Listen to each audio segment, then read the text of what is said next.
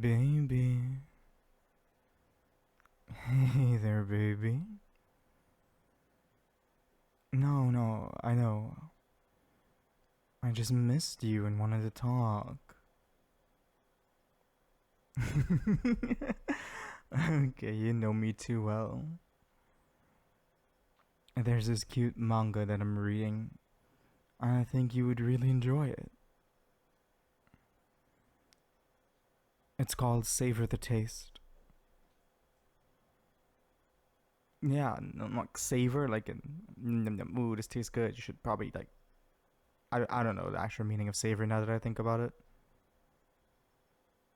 Well, you know how it doesn't matter, my love. I want you to read it. Hmm? You want me to tell you about it? But if I tell you about it, then I might start waffling about the story and then I might spoil it for you.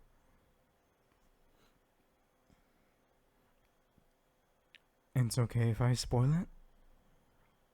You're still reading the last one I recommended to you the other week? How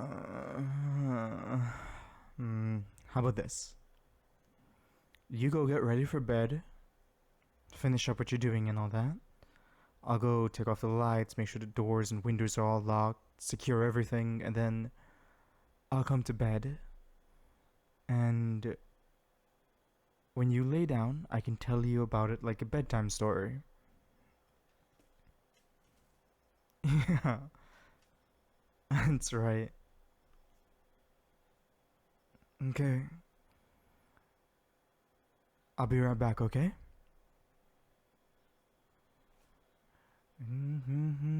This love song is you're not here.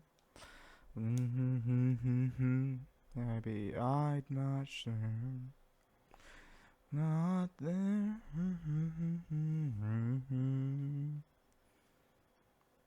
Hello there, beautiful. No, I'm not coming to bed yet. I know. I'll tell you about the story, and then when you fall asleep, I'll go finish up what I gotta do. No. I won't leave your side until you fall asleep, okay? And I'll be right back. As soon as I can, I promise. Okay. Okay. Let's see. How do I start this off? Well, I want to clarify, okay? The story, the manga is really short. It's only like 50 something chapters. I think 59 chapters long. And that's short for most mangas. Most mangas are like 30 to 500 chapters, right? And from what I've like searched up and found out about it, the manga alters the story quite a lot to fit in that window. So the difference between the manga story and the light novel story is massive. But if you go into it with just like the understanding that okay, this is a cute story, the manga itself could be like an 8 out of 10, okay? I personally rate it a bit lower because you can tell that it felt rushed. Is that a bad thing? I don't think it is. I think the story, even though it was rushed, was still good. I think the plot points were good and everything like that. It's just when you learn that it was rushed and not how the light novel went, you kind of feel like, it could have been better. And that is what like altered it for me. But okay. So the story starts out with a princess. A princess that's dressed in these dirty garments. We come to realize that she is what the country considers the abandoned princess. She is the illegitimate child of the king.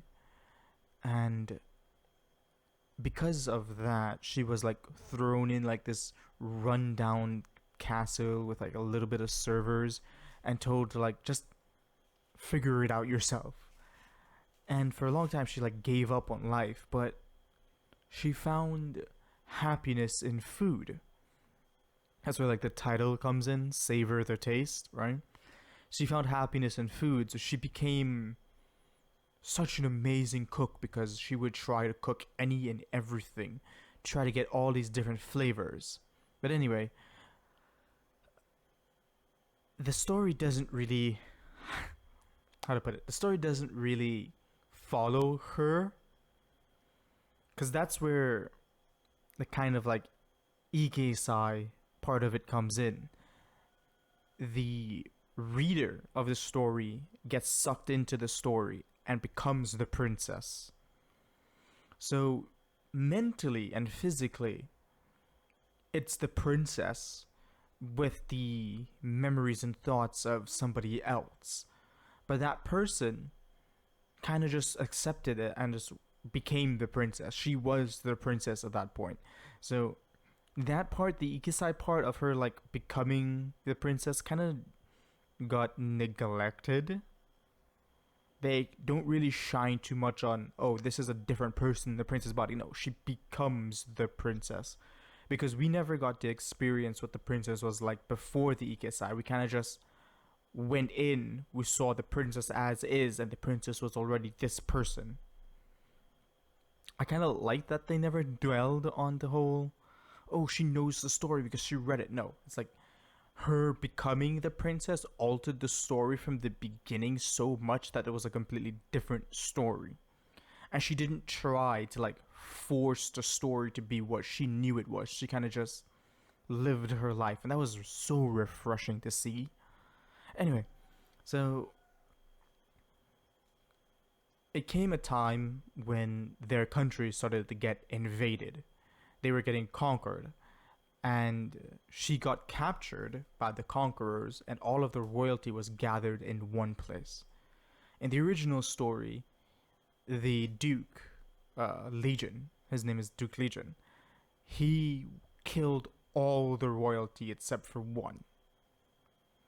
It turned out to be the royal princess who the emperor, Duke's emperor, wanted. So everybody died except for her. But in this story, the female lead, she had like beef jerky mixed with cheese on her. And the smell was so like good that it piqued the Duke's curiosity. And he was so like shocked by the audacity of this princess that on the day that she's about to die, she's only concerned about one thing, and that is eating food. So he ended up like trapping her away. No, he tasted the beef jerky. And for some reason that made him hesitate to kill her. So instead of killing all of the royalty, he locked her up. But he locked her up in his dungeon while he locked all the other royalties up in like a concentration camp. That sounded a lot worse than it was. It was a camp, but it was... Okay, let's move past that. Okay, and he went to interrogate her, and while interrogating her, he was stunned. Because he expected her to fear him, or to beg for her life, or something, but the only thing she cared about was, wait a minute, I get to cook. So he made a deal with her. No, he questioned her to see if she was a witch. Okay? Because what had happened was, and this is what we're like learning in real time as we're reading it, is the Duke is cursed, his entire bloodline is cursed to not taste food. And not just not taste food, he's cursed so that food will forever taste horrible. Right? But for some reason, this random princess who looks like a maid, her food doesn't taste bad. So he thought that she was a witch. That's why he pulled her aside to go and torture her to make her admit that she's a witch. But the female lead, being smart and didn't want to get tortured, she just straight up, hey, I'm a witch. It's true. My food tastes good. If you spare my life, I'll continue cooking for you. right? And this started like a weird chemistry of master servant, where he viewed her as a tool to get around his curse, and she viewed him as this oppressor. But as long as she cooked for him the thing that she loved doing, she doesn't get to be like tortured. But that's when they started sprinkling like these cute moments of like, I only want you to cook for me. How dare anybody else touch your food? You you are mine. And then that was like a back and forth for a little bit until he got summoned to the capital city, because the emperor is like nasty evil man. He's like portrayed as this angelic person in appearance with this devilish personality. He's like the type of person that, here's like an example. Somebody, I should explain. I'm all over the place. So, okay, the emperor summoned him to the capital because the emperor found it weird that the duke, who is usually this cold, evil person, has pulled aside a princess for himself. So he summoned the duke, and the duke shows up, and the duke was like, "Hey, uh, you sent me to conquer this nation and bring you back the crown princess. I have. And you promised me that I can get anything as a reward. Well, I want this abandoned princess, the youngest one. I want this one." And the emperor was shocked. He was like, "What? What do you mean? You never ask for anything ever. You normally just go out, do your job, come back, right?" Anyway, so the emperor agrees, but that's when we get like the first example of the emperor's twisted side, where he asked why does that he wants her, and he was like, "Well, she's a witch, and you know how my family has been cursed to taste food." And the emperor's, "Oh, so she's a witch and her food tastes good to you. Why don't she cook for me?" And that's when the duke's like first glance of like real jealousy starts like seeping through. He's like, "I am loyal to the emperor, but I don't want anyone else to eat her food." But anyway, he submits, and the emperor just like constantly digs into him about like, "Oh, she may belong to you, but I'm the emperor, and at any point I can tell you, give her to me or kill her, and you will have to. Ha ha ha." Right? Anyway, so the duke makes a deal with the female lead, and he's like, "Hey, the emperor is a scary man and a man with a lot of power. If you promise me not to fall in love with him or not to submit to him, then I promise you I'll reward you."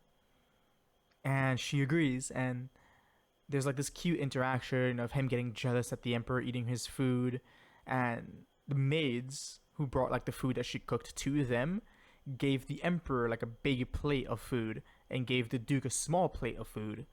And they're having this cute moment of like, she knows that the big plate was for the duke because the duke eats a lot of her food, but the maids didn't know that, so they swapped the plates. And she's like trying to figure out a way to how to politely tell the emperor that, "Hey, that plate's not for you." But before she can get to that, the duke's jealousy like seeps out and was like, "Hey, that's my plate." And the emperor was like shocked about it. "What?" He's like, "The plate with all of that food, that's mine. She made that for me." and the female leader had to like cooking like, "Yeah, I'm sorry, emperor, I didn't know you would like a lot of food, and the duke normally eats a lot of food, so I prepared it like that." And the emperor's like clearly like annoyed and shocked, but he plays it off, and it's like, "Haha, that's fine, here you go, you can have all of this food." But because the emperor wants the final laugh, he looks at her and goes like, "Hey, you will prepare a large amount of food only for me now." So that like it's like he's forcing them to know that he's the one in charge with all of the power. Anyway, so they go back, and that's when we get the first reward. It's like he gives her his entire kitchen staff. Like she becomes head of the kitchen, and he frees her from being a captive. And then he starts being nice to her, but she was like, no, okay, so I have this kitchen. I have a bet that I want to make with you. And now he's like shocked. He's like, oh, she went from being all shy and reserved to wanting to make a bet. I wonder what it's like. What does she want? And it turns out she wanted to feed her captive family that was still being held. So she made a deal. If she could make the Duke admit that her food tastes good, because whenever he eats her food, he looks happy, he looks pleased, he looks like he enjoys it. He never says it's good. He always says, it's okay. So she said, if I could make you admit that the food is good, then I want you to grant me one favor. And he said, like, what is it? He said, if I can make you admit that the food is good, I want the ability to feed my family. And he's like, that's a kind of a big ask, but I trust you. So if you could cook me something that tastes so amazing that I will break character and say, hey, this tastes so good, I'll give it to you. So she spent this entire time cooking up this meal, thinking about it. She cooked them like fried chicken, okay? But it's like double battered, like big back fried chicken, okay? It's like the 12 spices from KFC fried chicken. And without even skipping a beat, first bite in, he orders people to go get food for the family. He didn't say anything.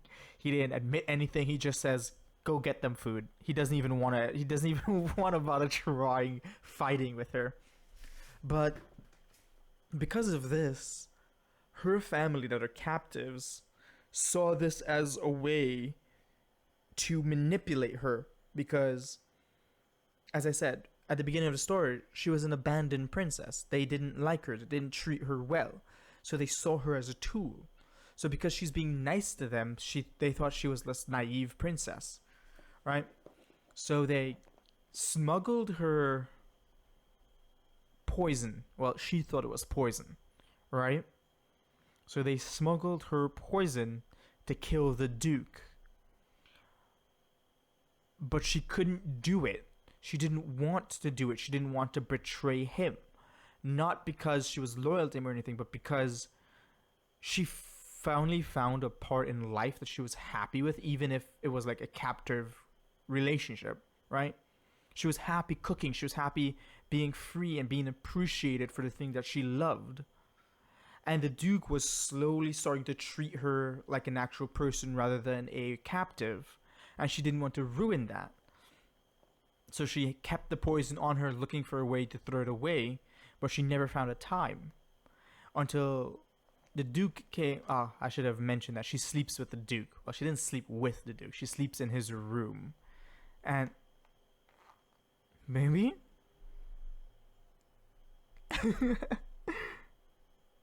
my love, you're already asleep. I hope you enjoyed the story. Good night, baby girl. I love you. Forever, always.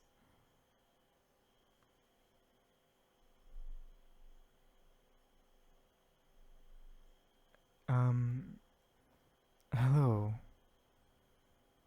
It's been a while since I've done a proper outro for you guys. This month has been rough for me.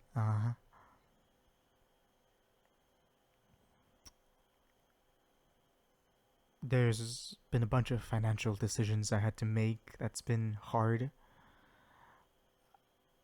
I've I've been outcast from my own family. That's been hard. And then I've been struggling with my own mental health, and that's been hard. So sorry if shit hasn't been peachy on my account. But all of you have been leaving comments and watching my videos, been reminding me that it's not over for me yet. I still have a place where I belong, I still have people that care and love me, and I appreciate that. I'm not gonna go into the whole story of the audio, the the savor the taste. This was more of a, I don't know, like a advertisement. I hope you guys like the story. I more just wanted to like tell you guys go read it, but if you would like for me to finish the story itself, leave a comment down below asking me to, and I'll make a part two explaining the rest of the story. All right, thanks for listening, and bye bye. I love you guys forever, always.